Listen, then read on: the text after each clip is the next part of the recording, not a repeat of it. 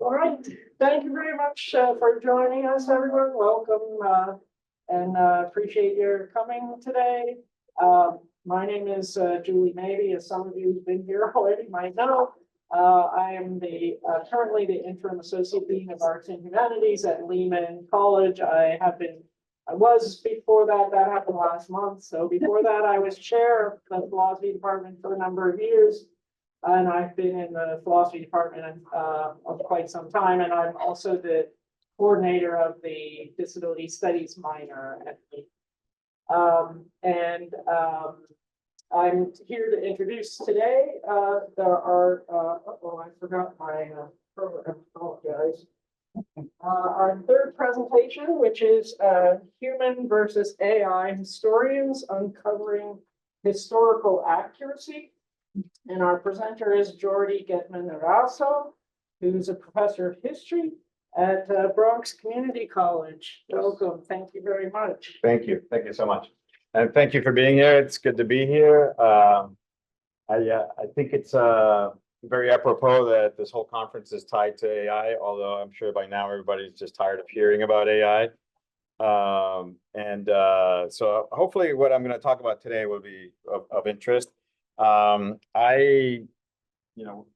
This has been said already various times today. We do live now, whether we like it or not, in the age of artificial intelligence. And you've probably heard some of these words related to AI. I've tried to, as a good historian, put them in a sort of chronological order. We've been talking about, I was just talking to Bob earlier about the promise of AI. It's been in movies, it's been a reality, but we just didn't have the computers that could handle it. Then there's what happens in my department, the history department at Bronx Community College. There's the danger. This has been reflected in movies as well, but now it's in our department. The faculty are afraid of what students are doing with AI. The reality of it is often different or more complicated sometimes. I do have a faculty member, a colleague who just doesn't understand the power of AI. So I tried to warn him that maybe students are using ChatGPT to write their essays because his prompts are so simple. Doesn't understand what I'm talking about. So, but there is a future, and the question is, and I think this is why we're all here, what is the future that we're going to experience with AI? Well, guess what? AI is not the latest. I mean, it's just the latest technology, but we've constantly, as humans, lived through ages of technology. There's always, I don't know if anybody still has a pencil, but that was high technology at one point. When I was in high school, I used to have a calculator watch that I actually got thrown out of a math exam for supposedly using it to cheat. Like calculators were illegal. You remember? Some of us might remember those days. So it's an interesting moment, it's been that fear element that I was talking or mentioned earlier has really come to dominate the conversation in many ways, and I think it's mainly because we're not ready. Not that we were expecting to be ready or training. I remember when ChatGPT came out, it was like a year and a half ago. It was like boom, all of a sudden, like, what is this real? And then things have gone really fast since. We've got ChatGPT, but Google. The last talk I was in was really interesting, talking about how to engage students in the use of AI. We now have humanizing elements of AI, like some of the AI platforms actually will humanize the text for you if you want. Interesting question. What is humanization? But so as it relates to history, human history, how useful is AI? Well, we've seen probably a lot of this in the last few months. Thanks to AI, maybe we can look at and understand what a present day version of an Egyptian pharaoh would look like. We could imagine what Gandhi working out at the gym would look like. There's Einstein, also pretty buff. So, there's been a lot of this, and I had a whole bunch of pictures that I could have brought, there's I don't know if you've seen these selfies,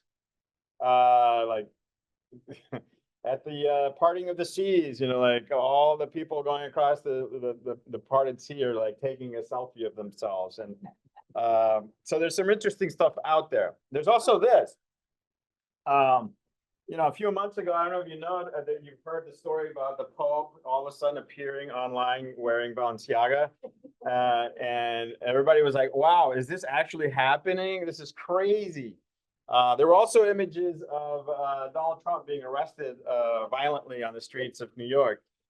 Not sure, you know, how artificial that is anymore. We'll see if that happens to change. But it was the one that really struck people was this one right here. The versions of this that came out. The actual Pope at that time was in a wheelchair, couldn't actually stand up, still cannot. But these images capture the sort of the fascination of people. As it turned out, though, this was AI. And actually, all these images are AI created. I then said to myself, well, hey, what happens if I go into AI models and I start asking about the Bronx? Okay, we're all work in the Bronx. Well, maybe not all of us work in the Bronx, but I work in the Bronx. Most of us do. The 3 colleges participating in this showcase are located in the Bronx. You go into Google, basic AI, really old school AI, right? But it's some of the more advanced models, and you start asking for it to come up with images related to the Bronx. This is what I started getting. I got mainly images of the Bronx is burning in the past, the Bronx is burning in the present. And another thing that I found came up was all the tours you can take of the Bronx is burning as a tourist. And so that started making me think, what biases are we finding in AI? And how is that going to affect what matters to me, which is information literacy. As a historian, it's really important for me to engage my students in thinking critically about those things that they're reading about.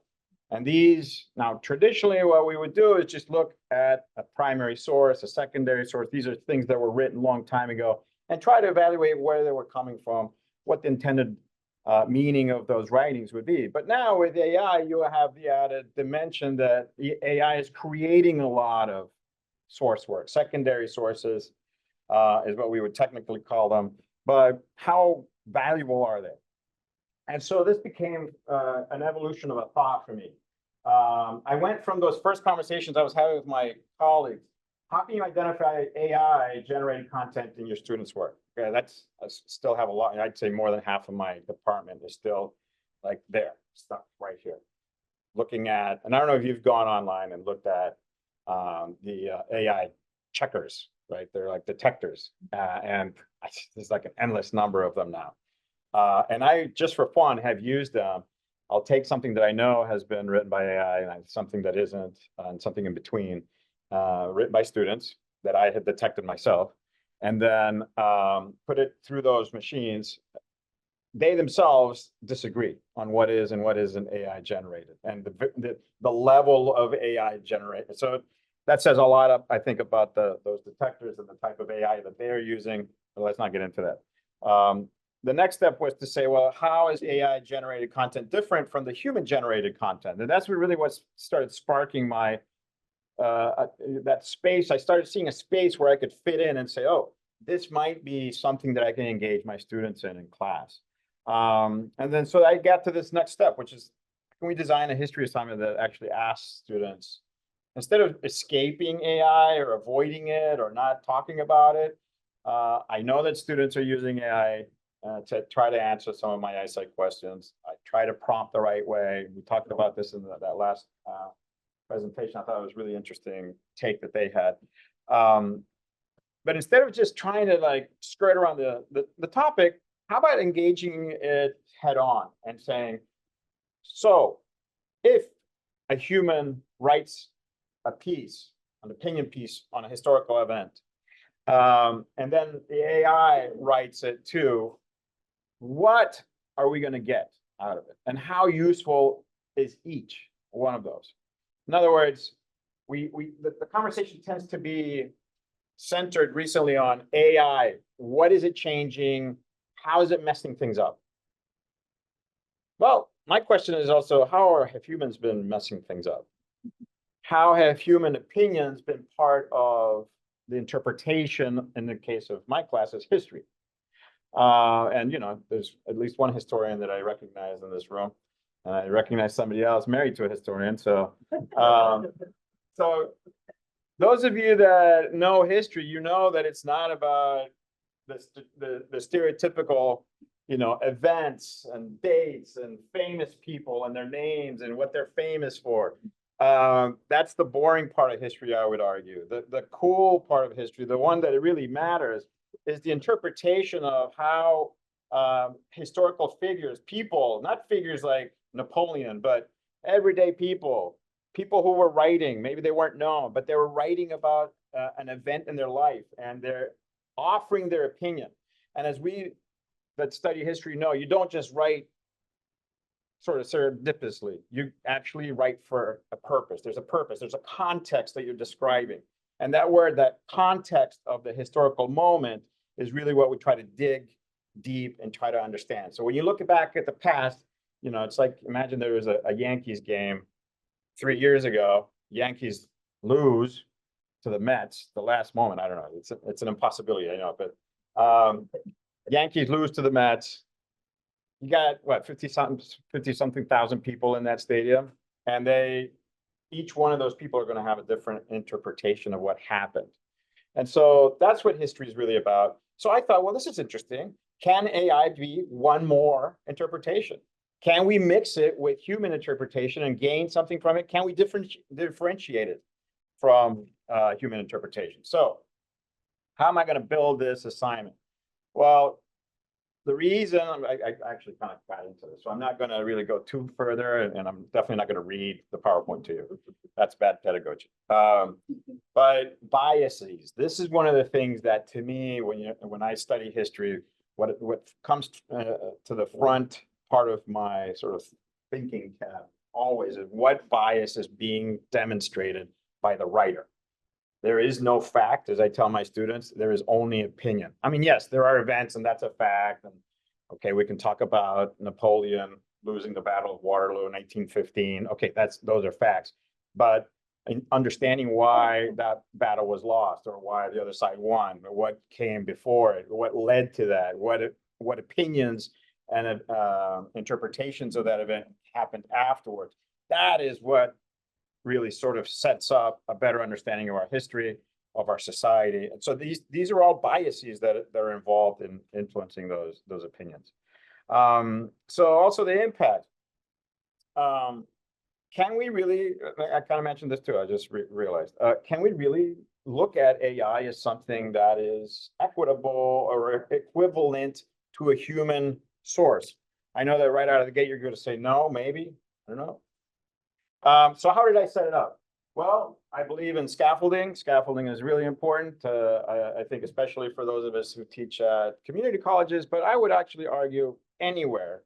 Scaffolding is a great way to engage students in breaking down the thought processes that then can lead them to become better learners. So they can become metacognitive learners, so that they can understand how it is that they learn something, so that they can move on themselves and apply that knowledge to their life, not just my class. So first step, do the traditional historical research. So, for years I've had students, each week we analyze a primary source, and as a group, so all students collaborate back and forth on these primary sources. These are something that was written by someone who evidenced the event that we're talking about. And so I thought, well, based on that, pick some element or a question that you want to answer related to those topics that we've been covering. So they pick a topic, and then I have them go and find 3 human-generated sources, 3 different ones. And then what they have to do is analyze. They're not looking at AI yet. Analyze those 3 sources and break down what are the biases, the differences in interpretation, what are the different modes or like supporting evidence that are brought forth by those sources. Then once that has been analyzed, we've gone through a full process of analyzing the human-generated content.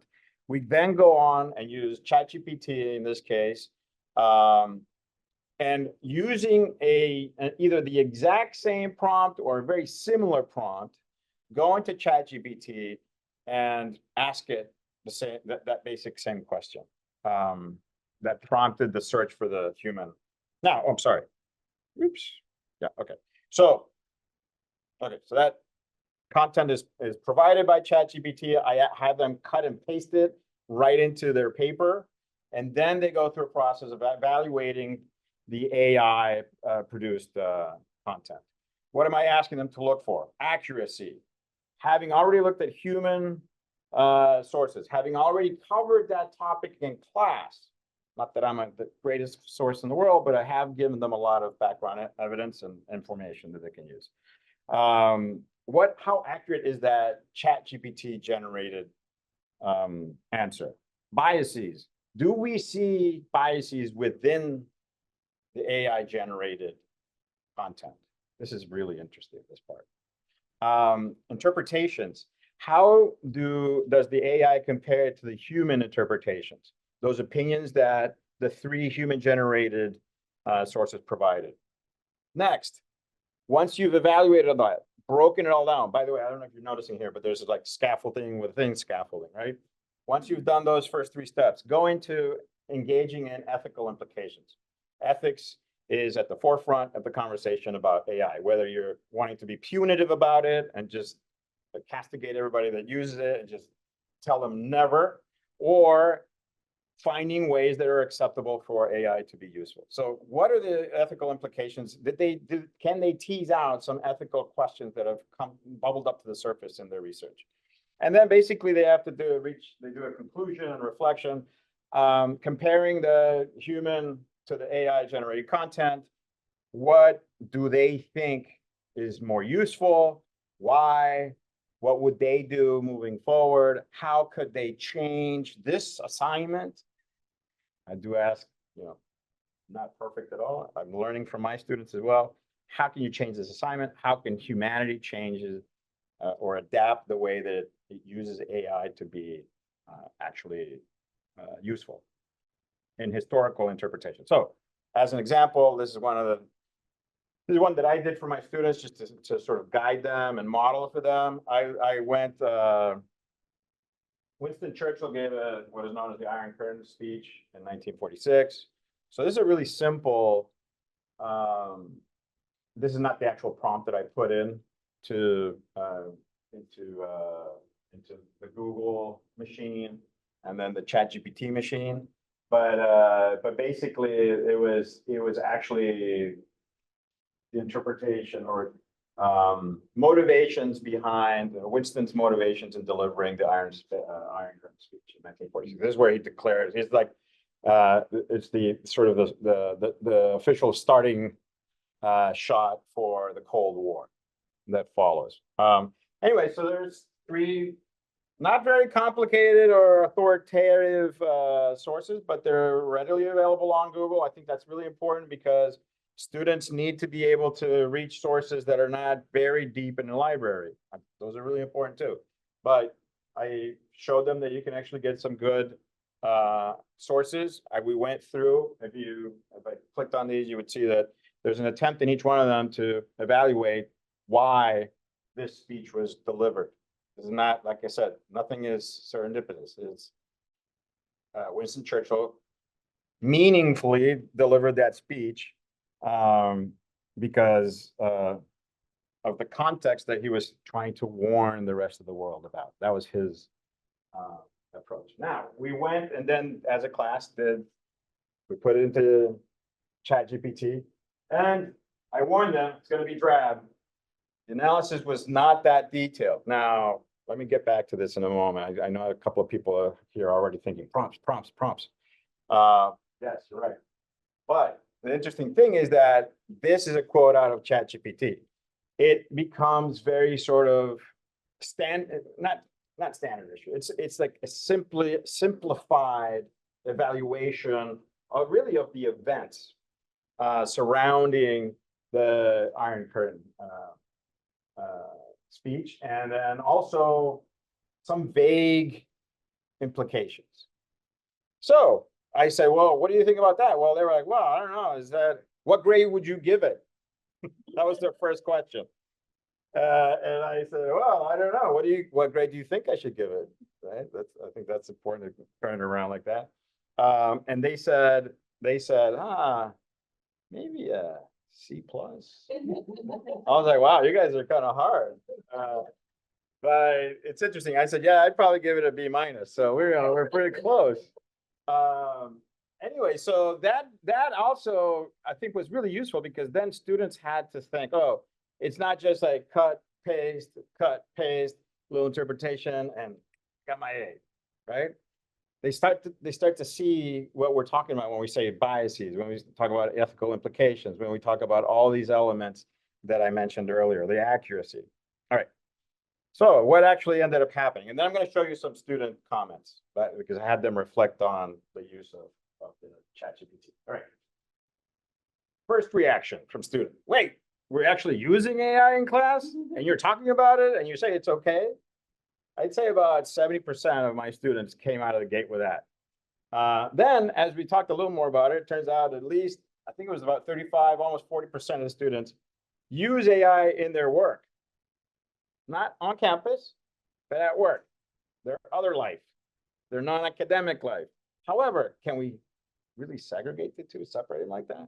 I don't think so. Right? Then, what else did I come to realize very quickly? Well, the weakest link to my assignment was my prompting and how I encourage my students to prompt ChatGPT especially. Because you can go and Google and start messing around and then you start scrolling through and you look at different articles and you'll find what you want.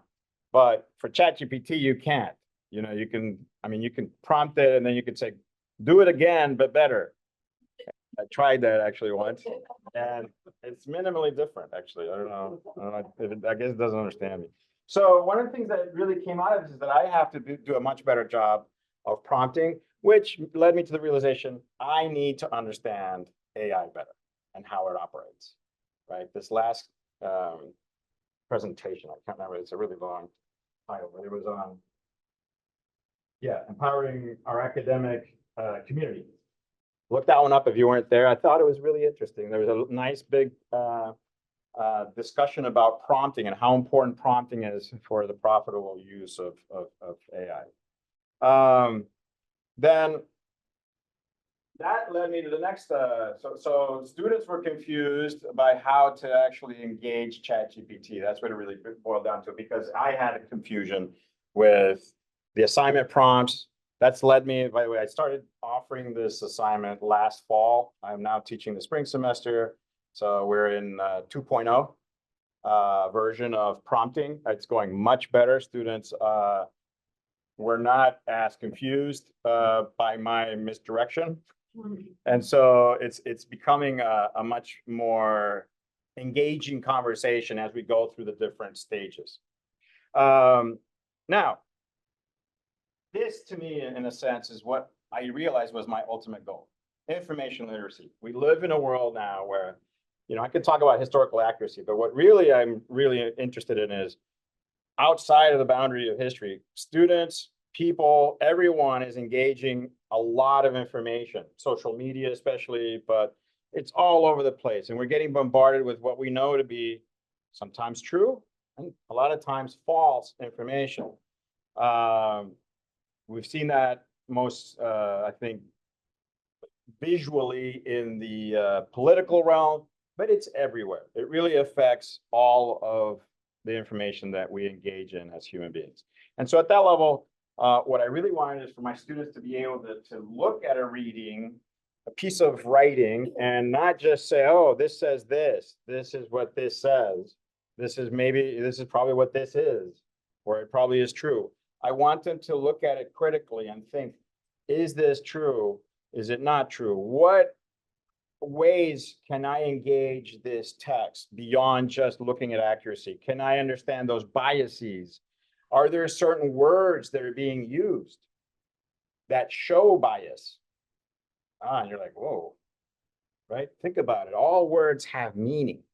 Each individual word has its own meaning, and it can be used, especially when you arrange it with other words, can be used to be very powerful in showing an opinion, a bias, etc. However, In college, a lot of times we pass it off as this is truth.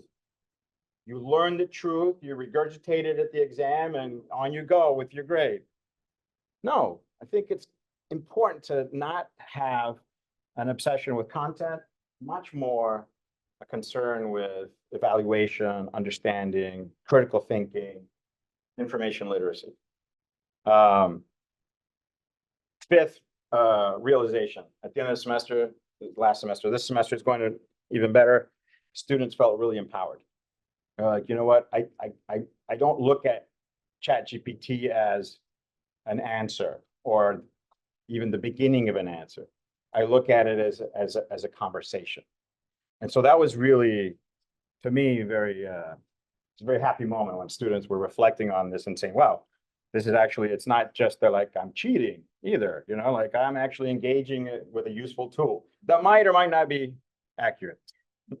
Okay, so, okay, wow, usually I take much longer. So what are some of the things that students said? So I broke it down into certain areas because I did ask them to reflect on all these areas. The benefits of using AI. Well, this is the funny one. I'd say 80% of students said it's fast. I was able to find information at a rapid, quick speed. You know, I managed to summarize an entire concept in a few paragraphs.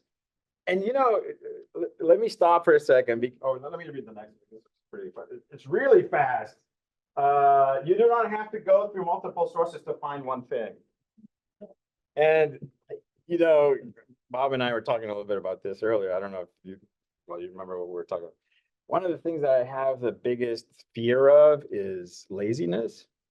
And I don't mean laziness like I'm not going to do my work or anything like that. Intellectual laziness. And it's something that affects my colleagues. I'll start with that. Right? It affects me sometimes. No, of course not. No. No, but it's always there. The danger of saying, oh, wait, I have only an hour, but I need to do this. So I'm gonna, and I think that really, it's showcased by the students' reactions. Like, wow, it's so fast. Like what used to take days now takes a few seconds. And yeah, let's face it, that is actually what's happening. That's the technology is allowing us to access all this information in a way that is, you know, relatively accurate, but it is fast. And then you can like move on. It's like when I remember when they first told us that personal computers were gonna make life so easy. You won't have to work, really. The computer will do all the work for you. You're just gonna have all this free time. How did that turn out, right? But still, like the notion of this is the selling point, right? It's quick. But then let's dig a little deeper, like human biases. Do you start to see what are the differences between biases that you see in the human content versus any you might spot in the AI? It's interesting. So AI fails to question the historical prejudices inherent in the conventional account. Anyway, this is a paper that was on the Holocaust, or the final solution, as the Nazi government called it, in which the student was really obsessed with. You know, we read part of Hitler's Mein Kampf, and he talks about the United States being a perfect example of why there should be a separation of races. So the student was like mad that the AI was not picking up on that, was not bringing that forth. And that sort of brings a question to me. It's like, okay, so what sort of evaluative criteria does the AI have? How does it know what is or isn't important? And this is showcasing that there are limitations to what AI can bring forth, those more critical evaluations that a well-trained historian of German history would be able to identify more clearly, more immediately because of that knowledge. Now, the question is, will the AI ever get there? I don't know. This is an interesting question, right? Human bias starting to creep into AI.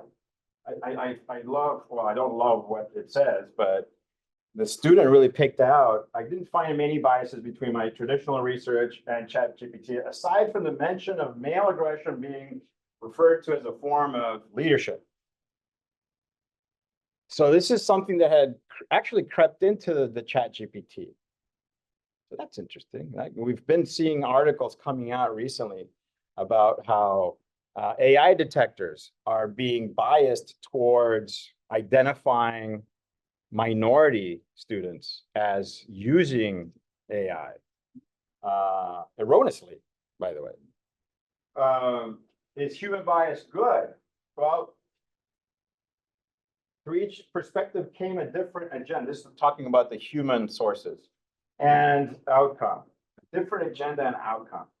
So the argument can be made that the limitations of artificial intelligence are the consistency of delivering the basics to understand the historical context. That it's written, and I didn't add the rest of it, but the student basically said that she appreciated that the human sources had different interpretations because it made her think differently about, or different points of view that related to the same event. AI just kept giving her slight variations on the same interpretation, which was a little too vague in the opinion of the student. Ethical implications. AI, lack of context, provides an incomplete description with minimal context. What we were talking about, the historical context. Using the 3 articles in the comparison, the AI generated response allowed me to debunk any claims made by artificial intelligence. This is a little confusing too, maybe in the way that it's written, but the student was talking about that they were really happy to have used the human sources to say, wait, the AI actually was wrong, or didn't interpret this correctly. Reinforcing human biases. I know we're running out of time, so I'll just say create an unhuman bias. So that was something that came up a lot with students. They were a little concerned that that human narratives would disappear into computer algorithms, right? And this goes a little bit back to my notion of intellectual laziness. Like if we depend too much on sort of broad information, we're not going to be able to be specific enough to tease out differences. Anyway, so I'll stop here in a second, but certain notion of students overall had, I'd say about 60% of the students were concerned about AI after the class and wanted to make sure that even though they were concerned that that if used wrongly, it would be detrimental to human advancement. Let's put it that way. So citation issues. Oh, I like this one. This was an interesting one. AI is as useful as Wikipedia. Remember when Wikipedia was going to end the world? AI writes in a manner similar to what might appear as a high school history textbook. I thought that was interesting. Yeah, right. Yeah, I mean, these are the students are really like getting to that point that they're becoming experts in this. AI can be a helpful tool when a researcher is beginning to explore a topic and construct a research question. Bam. I was like, look at that. Here we go. First semester college student. Thinking outside the box, not being lazy, right? Intellectually, I mean. So anyway, I'm gonna end there because I know we gotta stop, but there's a lot that came out of this. I'm really excited about all of us continuing to engage our students and ourselves in these questions. As Bob says, this is not going away. It's waiting outside the classroom for us. It's everywhere. Yes. I have a quick question. Yeah. Did the students push back to the AI, like challenge the AI? Because I've done that often, and Yeah. people will, oh, I apologize, and then Yeah, it's a really good question because I wanted to be somewhat scientific, a historian, that's impossible, but about this process. So I told him not to change the prompts too much and not to go too deep. But that is my next scaffolded step that I'm engaging in this semester. How far can you get with ChatGPT to get better answers? Right. Yeah. over time, you might want to be looking at, or maybe you already detected revisionist history information going into ChatGPT, and that starts to change the whole panorama. Yeah. And Yeah. then we also talk about AI, that's singular. Okay. Yeah. We can modify it now. You have different, you can create your own type of AIs, give your own constraints. Yeah. And as that multiplies, Yeah. again, like an evolutionary Yeah. competition, Yeah. some of them might be able to handle bias. Yeah. and look at different, you know, Yeah, there's actually, something to look forward to. no, I think you're right. There's a good friend of Howard and ours that is working on that using, actually, it was something that was referenced earlier, using AI to tutor or to mentor or to help think through questions instead of prompting answers, to actually engage in a conversation that will to see where a student is coming from, what their real concerns are, and how that connects maybe with what they're studying in the class. I think that's really useful. Yeah, we'll see again, but you're right. Yeah, yeah, exactly. Very, very much so. Any other questions? Yes. What did you expect going into it and Okay, what did I expect? I expected students to be freaked out, which they were at first, because I was like, yeah, we're using AI. And they're like, but we're only using it for this one project. Don't use it for the rest of the class. And then there was an interesting change in some of the answers in the essays early on in the semester. So one of the surprises was actually that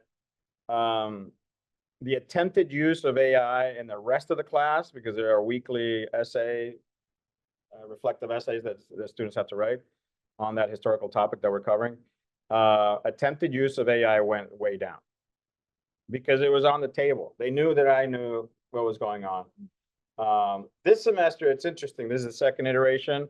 I still have, there's like 4 students in one class that started off, actually still tried to use AI, thinking that they could get away with it. And then there I was with my 20 AI detectors. No, you can actually, a lot of times it's still pretty easy for me to tell, especially because I've started changing my prompting over the last few years so that it becomes, somebody mentioned this in the past session, it becomes much more personal. You're integrating the historical analysis with a personal opinion about a topic that you're dealing with. And that makes it harder for now for AI to actually develop opinions that are well-based in some sort of evaluative criteria. So anyway, but yeah, yes. what kind of perspectives? Right. So I'm a softie. So, but I learned a long time ago that you got to be hard up front and then you can back off. It's the wrong thing to do is to be cool with everybody and then start seeing something snowball out of control and say, wow, everybody gets an F. That's a recipe for disaster. So the first 2 weeks, I first went personally, emailed the students and said, look, I know that, and I made it look like it was going to everybody, but it was just going to those students. And I said, look, I know some of you are using AI. I've detected it. I'm giving you a chance to, I'm not going to take it. I'm not going to count this against your grade this week. Second week, it happened again. So then I went public with everybody for sure. And because I thought I better cut, like this before it gets, like it starts spreading to other students too. And then I went to everybody and I said, look, I know that you're using AI. I'm not going to give you an F, but your grades are going to be much lower. And so I gave them low grades. And that worked. I write on it saying, oh, what prompt did you use for this one? Yeah. Well, that's the thing is that they could, well, speaking of intellectual laziness, I've put all my prompts into ChatGPT various times to see what comes up. And then it's funny how like you'll get the same answer basically from your students, the ones that are using it for that. I thought you had your. Yeah, at the end of this semester, how are your feelings towards AI? Has it evolved? And how so? It has. I'm learning. I'm learning to engage AI in a more productive way. The whole prompting thing is incredibly important. If there's one thing I would recommend to anyone here, everybody, learn the prompt, and then engage with it, see what happens. And then you're able to understand how students might be using it that you might not like or that you might like. And then also how you can better utilize it to, you know what, I'm also now director of online learning at BCC.